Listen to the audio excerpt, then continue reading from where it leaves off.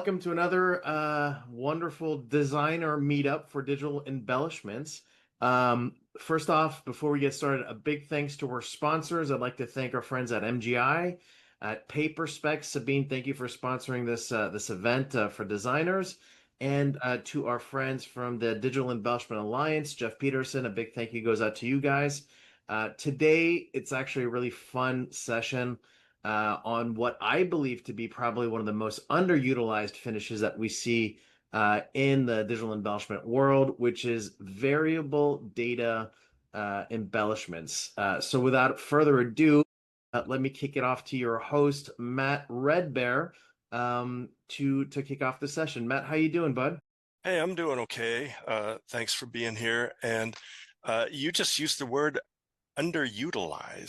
For sure, underutilized. Why do you think it's underutilized? Because I don't see any of it in the market. Like whenever people are showing me the samples, and God knows I talk to people every day that are doing this stuff, I feel like maybe salespeople don't know how to sell it correctly, or they think there's like a boogeyman attached to it.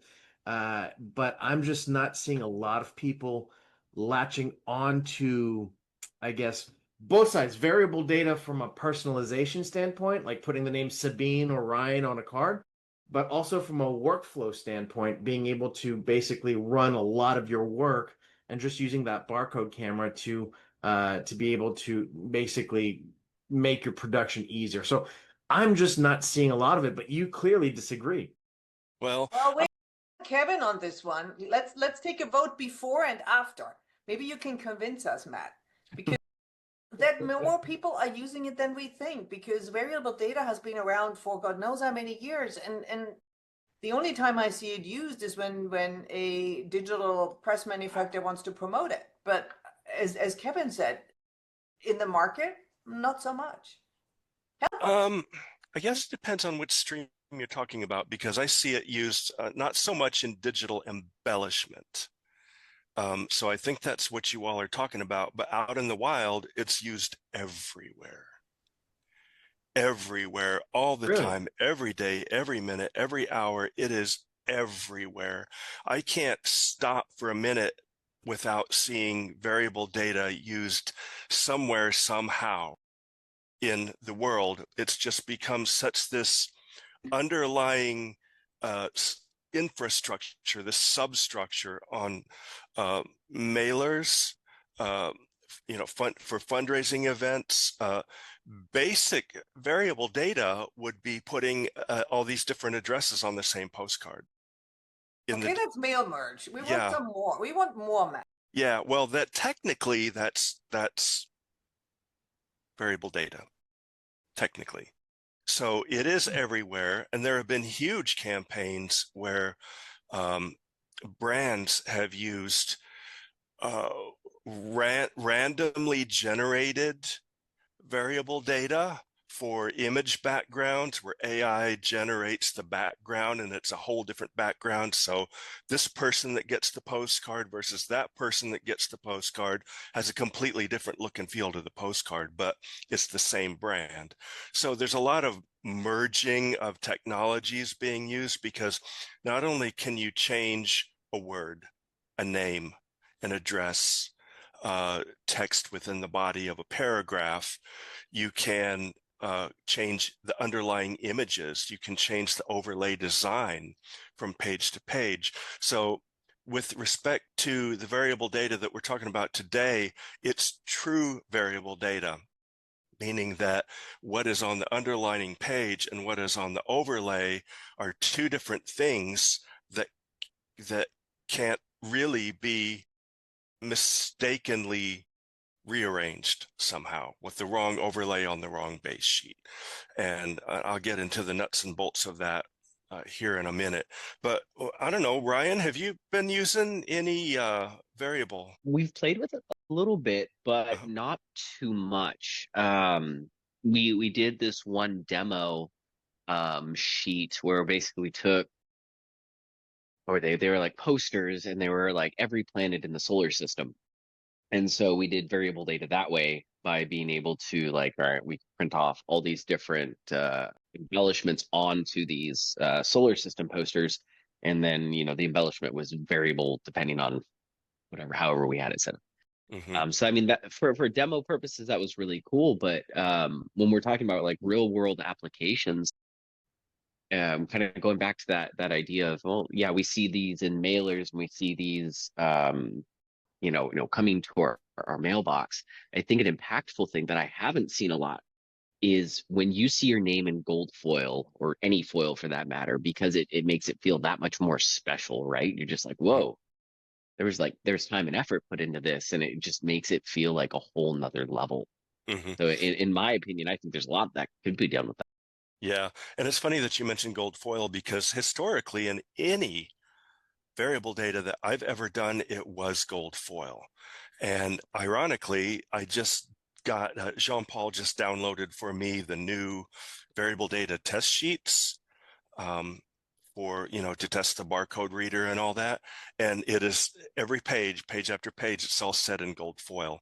It's just that is the assumption that people are going to want gold Well, foil. But you want to laugh, Matt? I don't know if I've told you this story before, but when I was selling equipment, one of the things that I did was I'd get the names of everybody I was going to visit, like the owner. mhm, And I made this beautiful big calendar. I don't know if you remember the calendar that had like the Louboutin shoe on it with a snake, and it had mhm. a an Oh, okay. apple, Yeah, with yeah, the crocodile texture on the shoe. yeah, yeah. And then I put people's name in Boston gold on that. And it was like a, I don't know, 2014 calendar. And I went around and gave it as a gift. I was like, here's a gift for this year's calendar, Bob. And what I thought was really funny was that I'd go back and visit those same customers 3, 4, 5 years later, and they had like a 4-year-old calendar still up on the wall because they couldn't bring themselves to throw it away. So was it gold foil? It was gold foil. It was gold foil. But I think just the fact that you see your name raised golden, and Sabine, maybe this is a question for you too, is like if it's Mother's Day's coming up and I want to get my wife like a Dior, perfume, gift set, if I get her name in Boston gold and that Dior logo is on there too, like first off, do you think that she would throw out that box when she's done with the products inside? And then number two, do you think Dior would ever like try to go down that route? So first up, she wouldn't throw it away, but no offense to you, Kevin, because it says Dior. Yeah, yeah. That's a good point. It's like, sorry about that, but yeah, look, it's like Tiffany. She wouldn't throw the box away because it's a Tiffany's box. They're collector's items. Mhm, Right. mhm. Dior has done variable data in a very different way. I featured a notebook that they created for their customers, high-end customers. It was Japanese stamp bound, which was very cool. But the inside pages, I'm not sure I posted that yet, are all different. So there's graphics, but they all play with each other, if that Right. makes sense. So it's a scrub, they're beautiful, not illustrations that would be said too much, but scribbles, you know what I mean. Right. So I was impressed that they didn't just go, oh, we're putting like blank pages in or whatever. But so there was, I assume they used variable data, different pages, every page was different, which was fun. Oh, by the way, we have a new player. Eddie, how are you? Hey, Kevin, how's it going? Dude, How's everybody? good to see you. Hi. So you guys probably don't know Eddie yet, but he's blowing up the scene on the stuff that he's doing with digital embellishments. He's mixing electronics with embellishments. He's doing all kinds of really cool things. I got actually to meet Eddie at Graphics Canada a couple of weeks ago. And I'm really looking forward to a lot of his creative ideas because he's really pushing the envelope. He's doing stuff I've never seen anywhere in the world with his tech. So welcome to the conversation, Eddie. Thank you, thank you. So Eddie, Kind words. sorry, go ahead. Go ahead, sorry. Are you doing variable data to date? So we have, well, obviously we do variable data printing. We have done variable foil, but we haven't really pushed it. And I think a lot of agencies don't even know that's even a possibility to do variable foil. But yeah, no, we have it all set up and we have a good workflow. But yeah, like I'm interested to see how you guys are marketing that type of service, how you can kind of leverage, because even people with the embellishment technologies with raised foil and raised varnished, some of them don't even have the capabilities to do variable. It's not easy because you have to set up a whole barcode system and whatnot. But then, even if they have it, they don't really, I guess they're not that proficient in it. But I'm very interested. We've done stuff like certificates, with foil. We've done a bar mitzvah with very interesting packaging with foil. But no, we haven't really pushed it to, well, where I'd like to see it. I think it's a very powerful way to, not only add it, like imagine your name in foil on an envelope. I haven't seen that, like raised foil. I don't know why people in direct mail aren't even using this as much as I think they can. We've actually done that, and it was of course the envelope had to be converted, so we applied the foil to the flat. I think it was probably, I don't know, like a 13 by 20 sheet, and then it converted into an envelope. But it was a special project for collecting donations for a high-end, I guess, social event. And so everybody that was invited got their invitation in an envelope with the foil printed on the envelope. And that was an unforeseen thing. I don't think people have actually seen that thing before, but that's really How was the response to that? Were they like, wow, what is this? well, it's something that actually gets a high response regardless, because they go over the top with their design and their presentation. So it just added that extra special touch to it.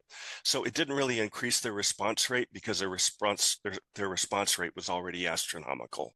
I see. Interesting. Very. Yeah. Oh, but even in direct mail, I mean, it takes 7 times before people really become front of mind. You become front of mind, but I think it definitely reinforces that. I mean, it's something also, I think, even not just a response rate, but you can kind of consider when you have an amazing piece, and we experience this with Big Dog Technology. Just so you know, guys, I do things like putting video screens in printed material like brochures and things like that. So every time we go to a meeting and we see something like that in person, they're like, wow, what is this? And then they call in another guy. But I think the same thing can happen with a really cool embellishment where, it's intended to go to one person with their name, but hey, they call in other people. They show, hey, their colleague, look, check this out. And your advertising kind of spreads a little bit more past the actual response rate. And I think variable foil is something that definitely would do that. Definitely. So where does that leave us with variable data and foil? I mean, this meeting was basically designed to be around the design of it, or the creative use of it. The background of putting it all together in the pre-press side is a whole other animal. Yeah. Using the technology, making sure that it rips, using the barcode, and what is it that you think people are needing to see?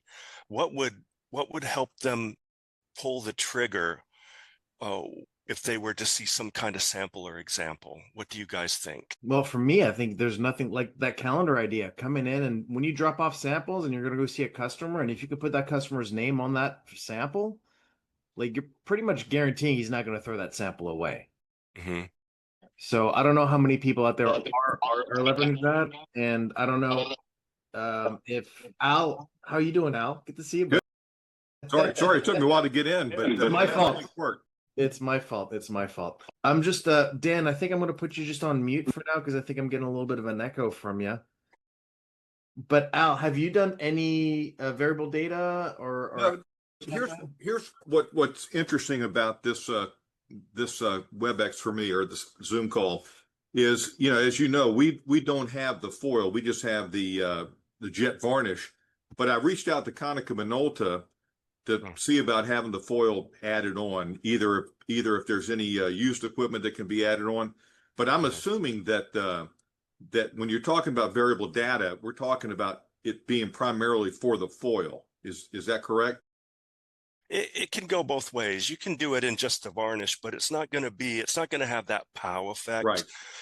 You're putting clear varnish. I mean, if it's a dual stream and you're printing the variable data and then you're printing the variable varnish to match Oh, you know, you're the playing with different fire.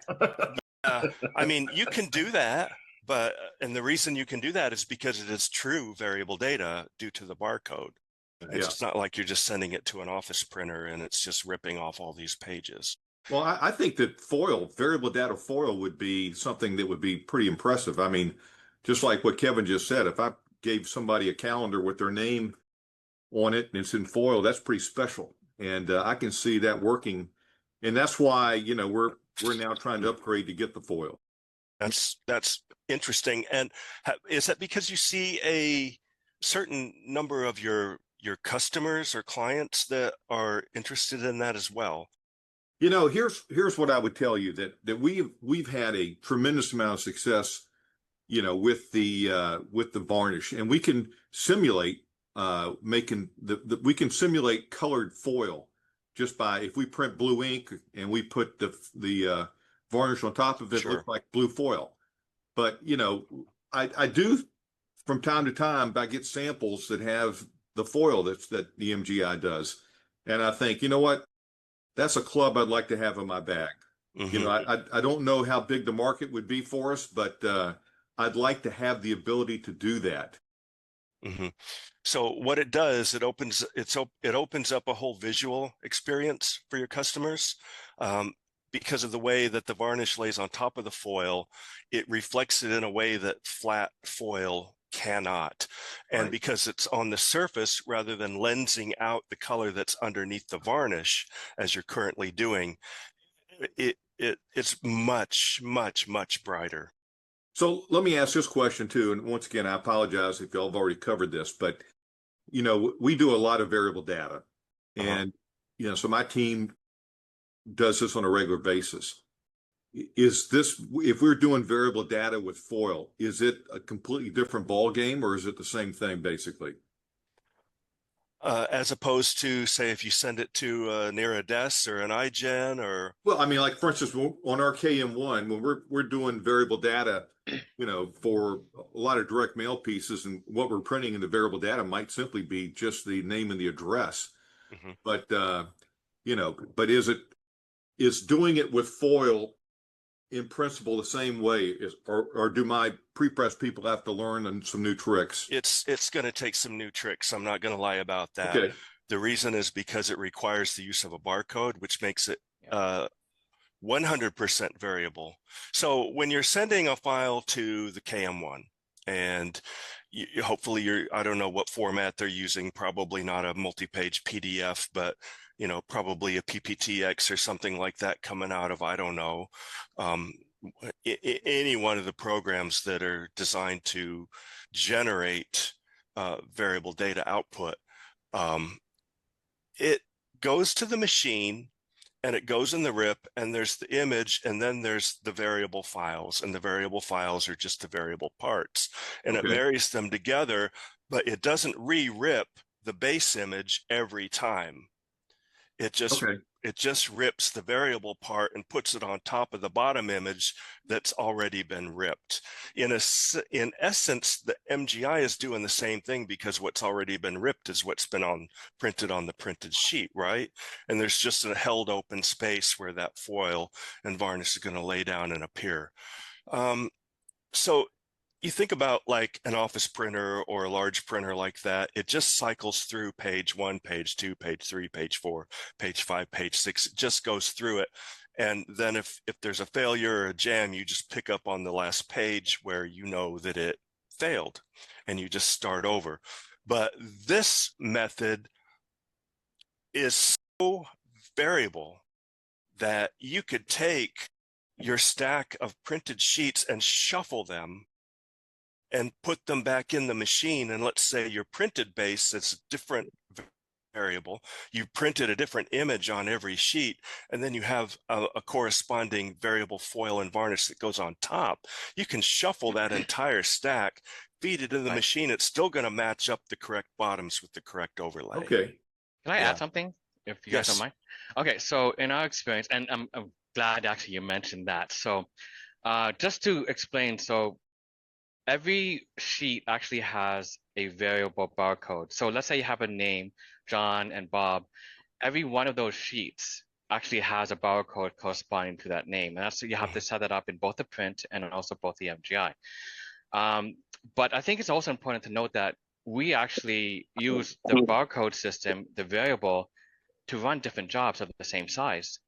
We can literally drop a 1319 sheet, different jobs, as long as they follow the same foil or the same UV thickness, and it will just process the different jobs. So we can even consider different jobs as a variable job and run a whole stack of different jobs together.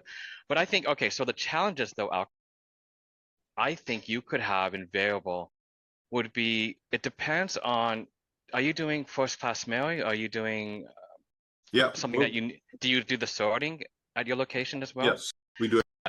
So that is, I think, a challenge where, because if you have variable print, so let's say you have a print element, so it's going to be CMYK, but then you're also doing on top of that a variable foil or UV. If one, let's say, because the print goes first and then the foil goes after, let's say you have a few records that, oh, the foil doesn't come out, oh, the UV doesn't come out, you have to make sure the sorting is going to be correct, right?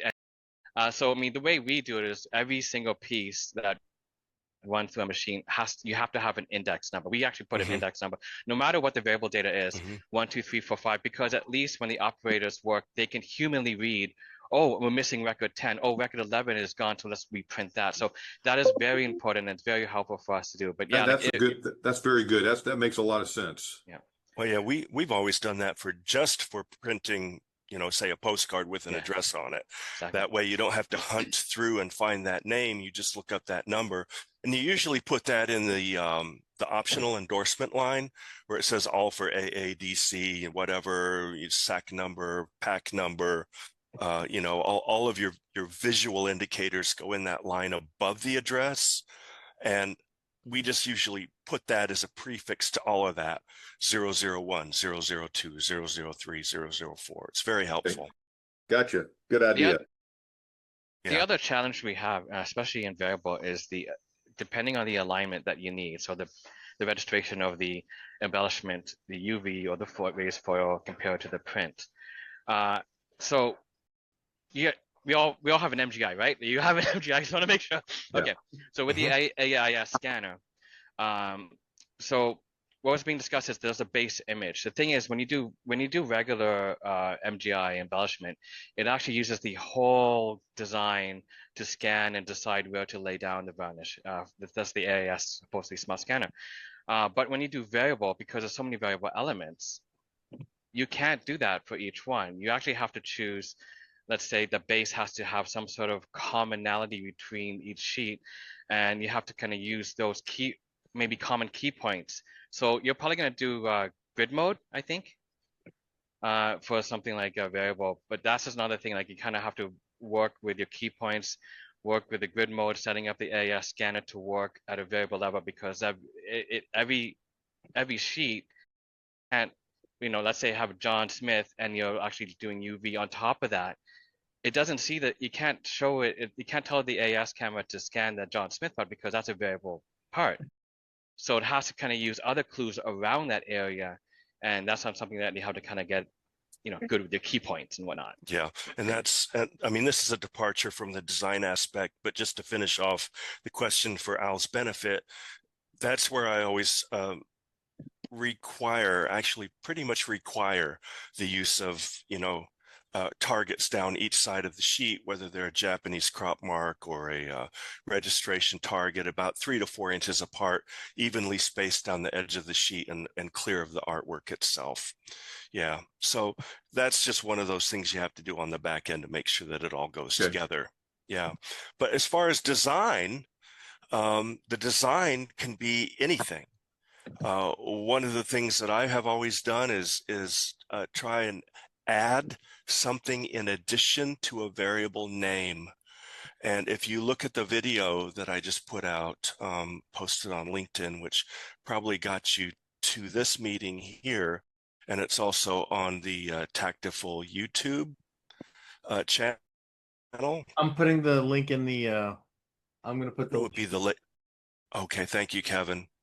So I did a quick video on variable data, and it's showing in one of the the scenes, that as it's stamping each name on, each set of names, there's 3 names per sheet. So it's like a 13 by 20 sheet or a 14 by 20 sheet, an oversized postcard. And there was their name in 3 places on the back side and their name in gold foil on the front.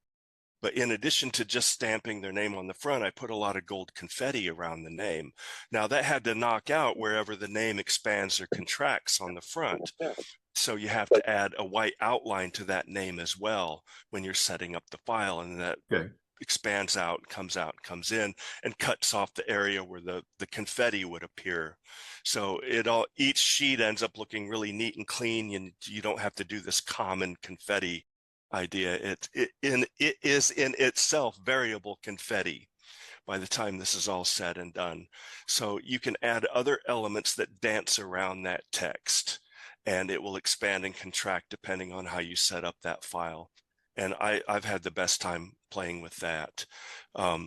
We've also done place cards for banquets, weddings, have a little table tent with a name in gold foil on each one of them. So, everybody's name is in gold foil. Invitations.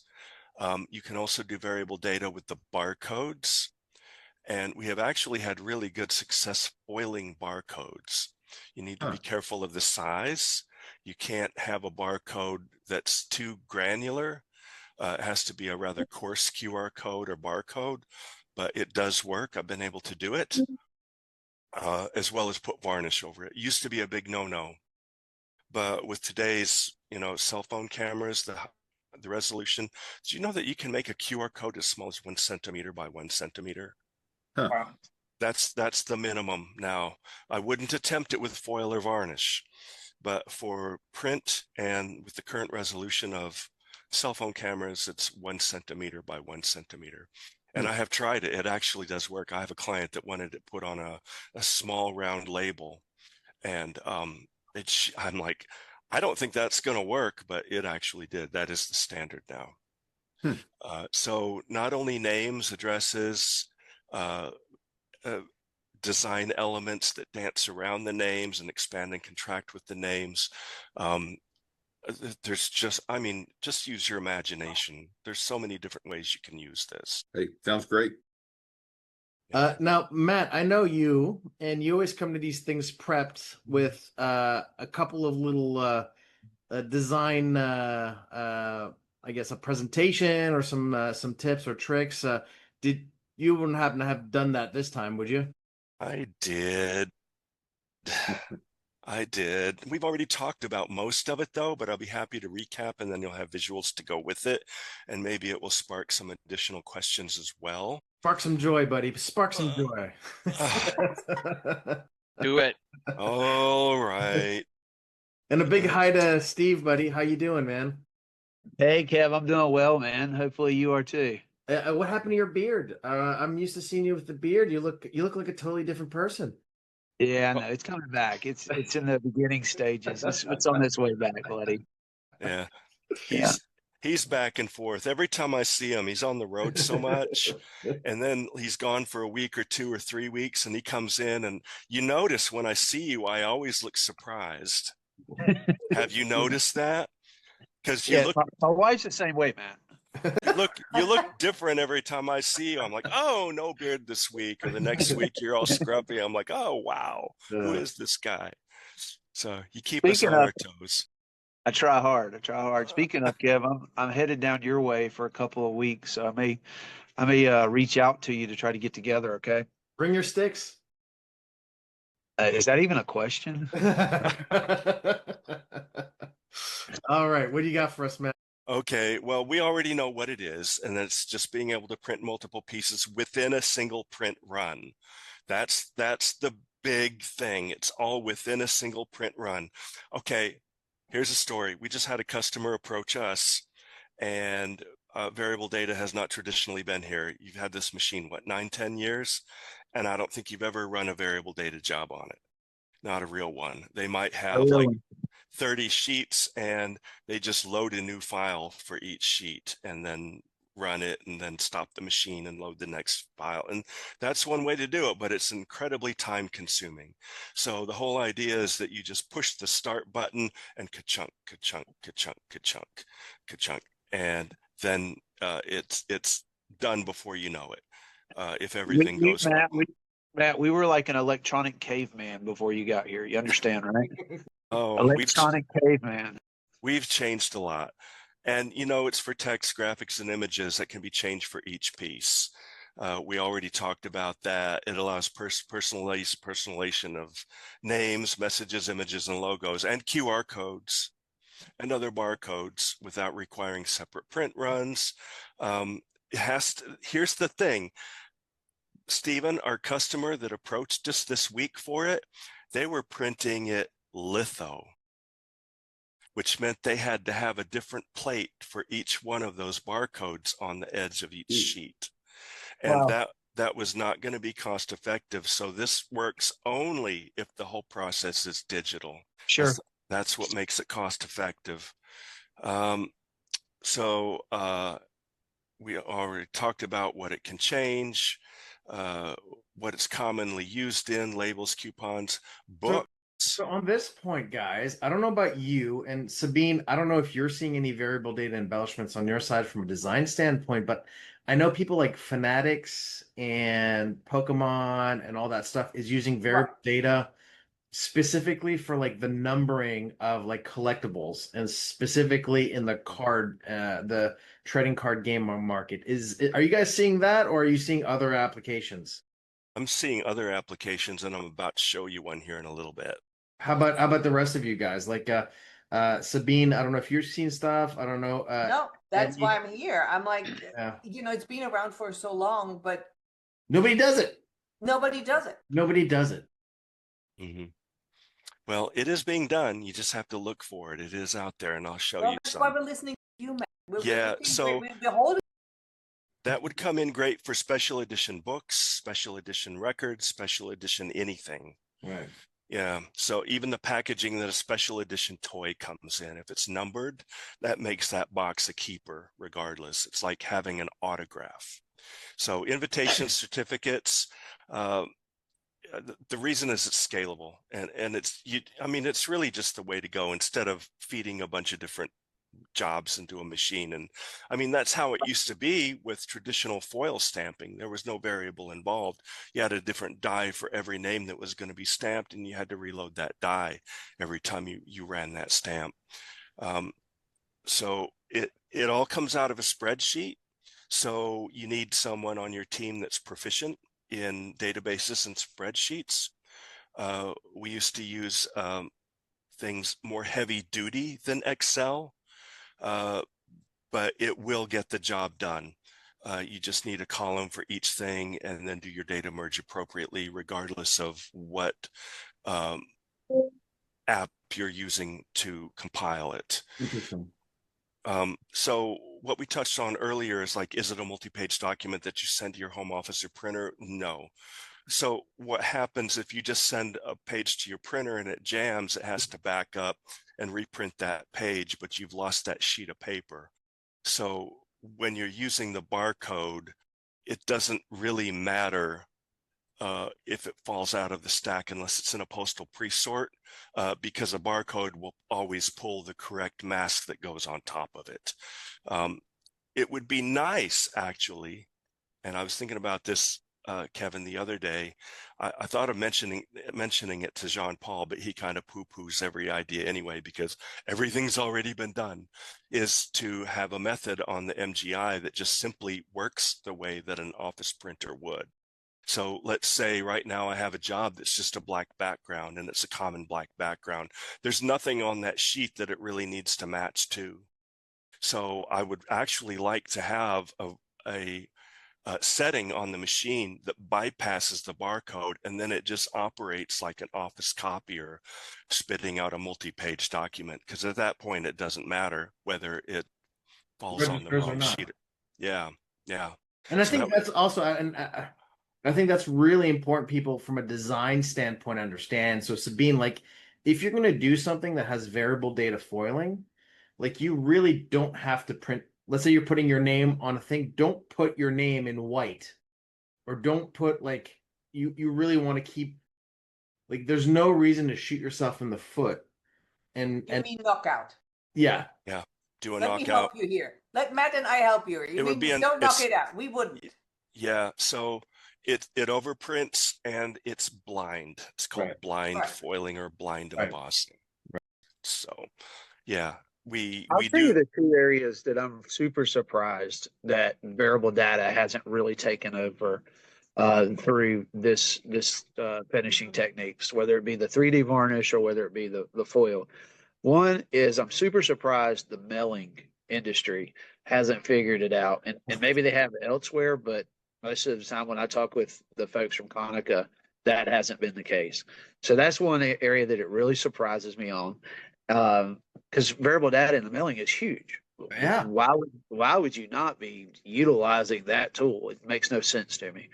And then the other area that is it's not ready for it yet. But I was talking with Kurz last week, and I said, I can't believe that you guys haven't started working on a scratch off. I think scratch off foil through that machine, if possible, variable data would be with the lotteries and with. Think about all the folks that used to send you the mailing with the little key on it. I spent a lot of time trying to crack that back in the day, and I could not get it to work. It would either not stick to anything or it would stick to everything.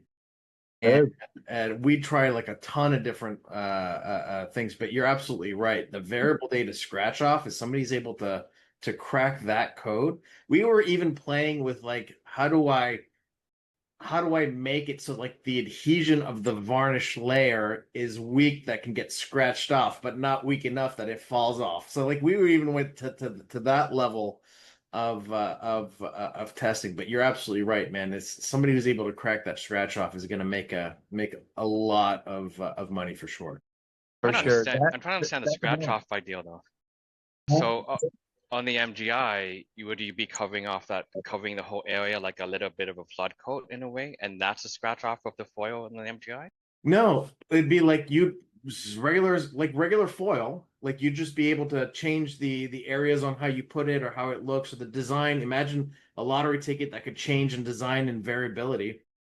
And basically the foil would just be able to, when you would scratch it, the top layer would come off and the UV layer would still be over the variable data that's underneath of it that would actually be protecting that variable data. I think that's the holy grail, is how do I keep that varnish layer to protect it? And I think we also talked to a bunch of different casinos and lottery makers, and it's like the opacity of the scratch off layer has to be so that if I hold up like a flashlight behind it, I can't like there's a whole like science to that whole thing, which is why today, believe it or not, it's all being done by screen printing. Yeah. Yeah. Yeah. It's a whole different beast. And basically it's just a removable paint. Yep. Okay. So essentially you're going to use whatever system you're going to use to generate a PDF with multiple pages, because the whole thing is PDF workflow. And so each press sheet is going to have its own barcode. So I'm going to get into that in a minute, exactly what that barcode is, because a lot of people are confused about that. I just went around that with a Teams call with a client here yesterday, that they just really couldn't quite grasp what the need for that barcode was, but I'll get to that in a second. So, there's that bait stamp on every single page, but that page can have, it can be 8 up, it can be 3 up, it can be 2 up. Right. And each one of those items on that page will have a different name by the time it all comes off the machine. So let's see. Here's your bait stamp. It's on each sheet and it's read by this camera here on the right. It flashes each sheet, it reads the code, and it sends it to the front end of the machine and pulls the file that matches that barcode. It's nothing more than 1, 2, 3, 4, 5, 6, Right. You're so calling on. So it's a page number. Yeah. It's a page number, and it's assigned in Adobe Acrobat. It's called a bait stamp. It just takes page 1 and puts a barcode on it that says 1. and it takes page 2 and puts a barcode on it and calls it 2. It's just a scannable reference for a page number. That's all it is. It doesn't contain any other information. The name isn't embedded in it. The address isn't there. None of that information is there. It's just a number. So you're going to have this empty spot here on the left. You're going to have a place that's held for where that varnish is going to lay down, and then that foil is going to lay on top of that varnish. And so that's just the simplest of concepts. It doesn't get any easier than that. I've used it for diplomas, certificates, and awards. I've used it for these place settings, place cards, and invitations. I've used it for all of these items listed here: variable QR envelopes, like we talked about earlier, with their name on the envelope for the invitation that was within. So that particular thing went in a FedEx mailer because it was so high end. Each one was sent in its own respective FedEx mailer. Inside the FedEx mailer was the envelope that had their name on it, and it was just an envelope with their name on it in gold foil. Said nothing else. And well, if that isn't a teaser, it arrives in a FedEx envelope and it's got their name on it in gold foil. And they used like that shine paper stock, so it had a little bit of a sparkly effect to it. And Sabine, what is that? What is the messaging on that? If you receive that, what is the company trying to tell you? If you get that, The FedEx part alone would do the trick. This is nothing you throw out. As whomever you're using, this is nothing you just throw out, because now it's special. And there's the zip opener, that adds to it. And then obviously if there's an envelope just with your name on it, the intrigue just increases tenfold. Absolutely. So Sure. You're like, oh, wow, a FedEx addressed to me. What is this? And then you open it, it's like, oh, wow. Right. And then so now you got to follow up after the gold name, Yeah. whatever is in the envelopes. And what was in the envelope was also embellished with both gold and varnish, gold foil and varnish. So it was a triple. Oh my God. You want to talk about sealing a deal? That's the way to do it. Hey, folks, So- I'm afraid I've got to be at a meeting at 12, so I'm going to have to leave, but I appreciate everybody's help here. Oh, And- before you go out, Yeah. just going to your conversation with you looking into getting an iFoil unit, I guess, Yeah. for your MGI. You should try just getting the iFoil foil. If you have a toner sleeking laminator, run the foil through that offline. You will probably need to run it at about 120 degrees Celsius. That's the temperature I measured on the MGI when we were using that type of foil. Try that, because if you can do that, you can start doing it right away. That iFoil machine, I don't know how that would. Yeah, we actually do a lot of foil on our Nobelus. Okay. I just it's not as easy as if I had the iFoil. Of course. So I mean, But we do foil. I mean, you can still do variable foil though if you can do it offline, I mean, as well. This stuff we've done right here, but That's cool. but we do it all the time. But it's just it's not the iFoil. That's the only.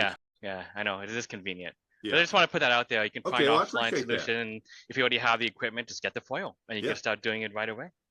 All right, folks. Thank you. Nice to meet See you. ya. All right. Good to see you, Al. Thanks. Al. So on the screen is my example that we talked about earlier of customized collectibles.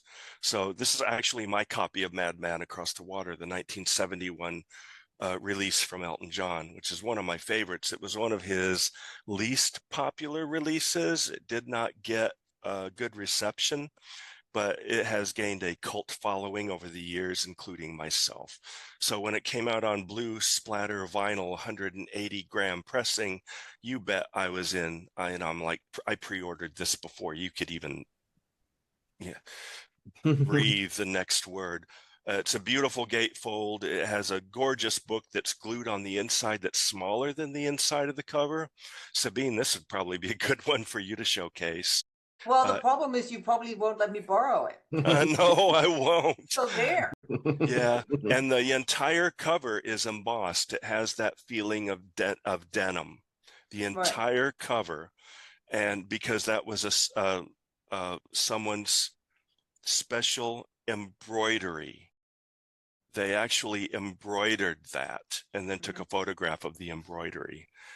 So there's just artwork from one side to the other, and it sounds amazing. And on the back lower right corner is a gold foil stamp for which number it was in the series of copies that they presented, which to me, I think is better than an autograph. So if you could apply that to a book, I was really disappointed. I just got a copy of, My Girl. It was just the 60th anniversary of the release of that song. And they released the museum, the Motown Museum in Detroit released a special reissue of that, remastered and reissued with the original ending that never made it to the popular cut that you've all heard that song in. On blue vinyl, 45 RPM, 7-inch disc with a beautiful gatefold story, that whole thing too. I got it, and the first thing I was doing was flipping through it looking for the stamp of authenticity with which number it was in the run, and it wasn't there, and they just didn't do it. And I'm like, if they went to all this trouble to make and not only did they did 1,500 blue ones, they did 1,000 gold ones. And to me, they're a fool for not adding that numbering for that special release to show where it was in the sequence. I mean, what if you got number 8? I mean, mine was like number 3. I know for a fact that mine was like number 3. I got it before anyone else got it. And I was looking, I was like, which number is it? Which one did I actually get? And it's just not there. So disappointment ensued. So this is definitely a high value item. I think, sorry. Oh, you're nearly done. Okay. Yep, I'm done. So one of the things that we see a lot is the limited edition art books. And this is a missed opportunity for some of them. I've received books to feature, and I've done those. And like you, I'm looking for the number because you want to know how special are you, right? And then they put in a sticker, and I'm like, you're charging $500 for this whole experience, and you put in a sticker? Really? Yeah. Would be just imprinted, like you said, because the sticker is removable, theoretically. But this foil imprint is there. Well, when you think about it, whenever you get an art print, they're usually numbered. Right. Even if it's handwritten on there, it's like number one of how many. I mean, I've got them hanging on my wall. They don't have a number. They say artist proof, which means it's literally 0. It's not 1. Right. So it's before the number 1, but that means something, and that gives it additional value. Well, I mean, imagine that on a bottle of scotch, or imagine that on a bottle of wine or something that's really high-end collectors. Like I wonder what the numbers look like. Like if you put a 1 out of 200 on it, like how much higher does that value go? How much more can you sell that piece for by just putting that on? I think actually that's probably an interesting study that we should probably look to work. I agree. I think that's an incredibly good point, because just saying limited edition doesn't mean anything. Is limited edition for you 10,000, a million? Exactly. Or 10? Exactly. So if you know, like Matt, and I'm the same way, when I get one of those, I'm looking which number in the run am I? And Mr. Cup, letterpress printer from France, does that for his limited edition yearly calendars. But he does it on a letterpress, so the numbers are like stamped in with a little ka-chunk, ka-chunk, ka-chunk. But you know which number you are.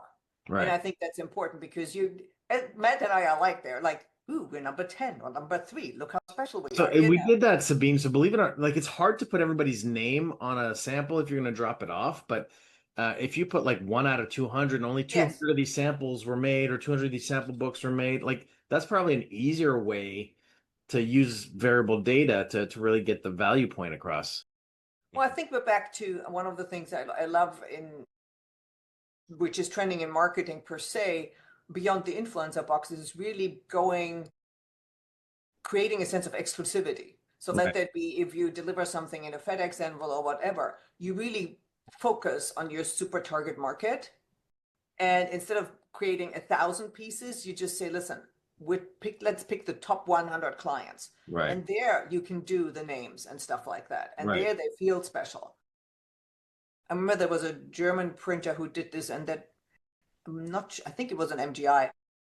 They did this for a confectionery conference, and they basically picked 14 top clients, and they created the most amazing boxes for these specific clients with their names on them in gold foil, obviously. So that leaves an impression. Mm-hmm.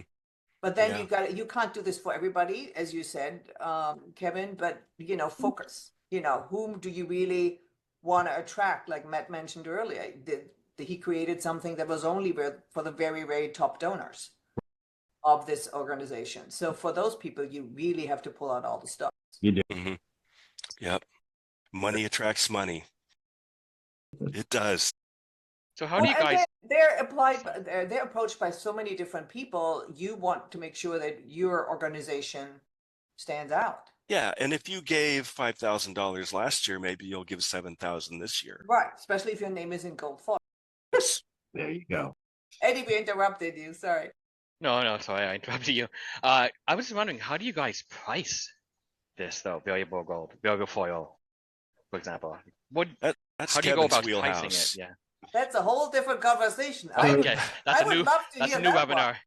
So Edgar, the truth in this, if somebody has something to say, please chime in. My experience has been that it's being priced completely wrong in the fact that most printers are just basically adding in another $50 or $70 setup charge. And I don't think, in my opinion, and this is just me speaking, so designers, please, put your fingers in your ears. I don't want that doesn't reflect, I think, the value that's being generated. So most printers will just say, oh, you want variable data? That's going to be $50, $60 more if you want variable data.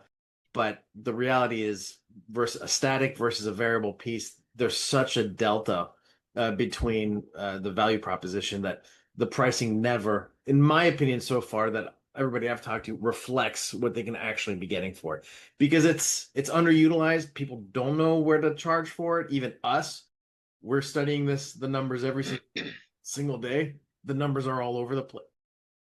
Full circle here, Kevin, because you at the beginning asked, why is it not more utilized? And I think this is part of the problem. Yeah. They're saying, hey, this is so much extra work and we're only getting $60 more for it. Why bother? Right, but if you get $1,000 more for it, or if you can right, but we're back to they don't know how to set. This is how you started.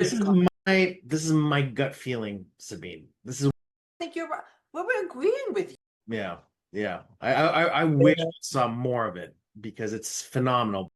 Undersold for sure. So obviously I haven't sold a lot of it because we haven't ran a job of it yet, right? And so you ask how I would price it. I'm probably calling Kevin Abergel, especially now after that comment, right? Yeah. See how much money I can actually get for it. I agree with Kevin that there's definitely value there, but all I just heard is nobody knows what that value is. And does that value change from customer to customer, project to project? Bet it does. Zip code to zip code, application to application. So again, you just made it even more difficult. And then I'm thinking there's some education on our part to educate the client how valuable this is too. Right. How much, I guess, more response rate they can get, or how can they achieve the goals more, I guess, let's say they're saying an invite, they'll get more attendance or less no-shows, for example, things like that. So again, I guess maybe I have to kind of put in perspective that, But you know what? You guys put an idea in my head, and maybe that's a study that I'm going to look to fund, where maybe we do an A/B test market, one with variable data foil versus one with just regular foil, or one with nothing. And then we try to kind of measure what their response rate differences are. So maybe that's like the next, 2025 project that we work on, is determining what is the value, the perceived value of digital variable data. I think there's various studies, but like the number system that Matt and I talked about. Yeah. I think that alone is probably one of the easier ones to, right. As you said, rightfully, you don't know whom you see, but the numbers don't lie, so just do something where it's like 1/100 and just ask people, what do you think? Right. No, we can't wait to hear. Well, yeah. That's more of a collectible thing. I'm thinking, what about more of a marketing aspect of it, though? I mean, you wouldn't do a limited range in their marketing flyer or direct mail. So if you give out notebooks, for example, or something like that, and you say this is the cover is whatever, so special, and this is one of whatever, or that's the a good bottles point. of alcohol that Kevin mentioned earlier, whatever liquor that is, wine, whatever. If it's one of whatever, it makes it special. You know what? Maybe that's something where I call up people like, Tops or Fanatics and go, what is the estimated increase in value when I have enough? You know what? Stefan from Cardamone would be able to tell us that. That's Maybe, yeah, it's probably a good thought. I'll reach out to Stefan and ask him if he can help us quantify the value of variable data foil.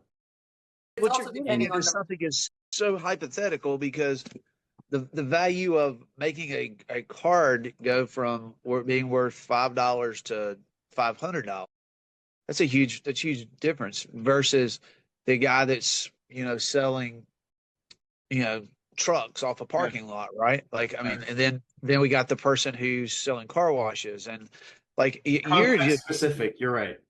You are really, really opening the door. I mean, I'm not sure you ever get down that hole. Yeah. No, I'm with you, Stephen. That's what I wanted to say. Is like it's totally depending on the market, on what you're selling, on how you approach it. But I think we need to start somewhere. Yeah. Because if it's one of those technologies that would quietly die and people wonder what happened with it, and it's like, well, nobody knew how to properly use it and sell it, and it went by the wayside. Use it, price it, sell it. Yeah. Kevin, you're talking about finding out perceived value of some of these things. Maybe another good spot to look would be some of the mom and pop collectible card shops, right? Like calling them up and just be like, well, how much do you guys see the customers willing to pay? Right? Because I mean, they're having these things that are, maybe secondhand cards or like really encased and all nice and stuff. And maybe they have good stories of conversations they've had of what people are willing to pay. Well, the whole LP market, the secondary market for used LPs is the same thing. Limited edition, vintage, off covers, test pressings, limited edition releases, re-releases, Japanese version versus the French version versus the American version versus the UK version. They all have different pricing structures. They all have different demand structures, and it goes way deep. It's hard to keep up with any of it. There are people that do that for a living, and that's all they do for a living. Well, that's fascinating. Guys, listen, believe it or not, our hour is up. This has been a fantastic discussion. I really enjoyed this this episode of or this meetup that we put together. So big thanks to Matt Red Bear for putting together this wonderful presentation. Big thanks to everybody here for contributing a lot of your ideas and thoughts and discussions. Really gave me a lot to think about, and hopefully you guys as well. And then finally, big thanks to our sponsors. Thank you to MGI, Paper Specs, and the DEA, the Digital Embellishment Alliance, for all of your support in helping bring digital embellishments to all the designers who are out there. So big thank you to everybody, and we'll see you next month. Next month's our big theme is going to be packaging. So we're going to be talking about digital embellishment packaging. So make sure that you bring your best pieces and any ideas that you want to share with the group. In the meantime, thank you everybody for joining, and I'll be posting this online probably by the end of the day. Thanks, guys. Thanks, Take care, guys.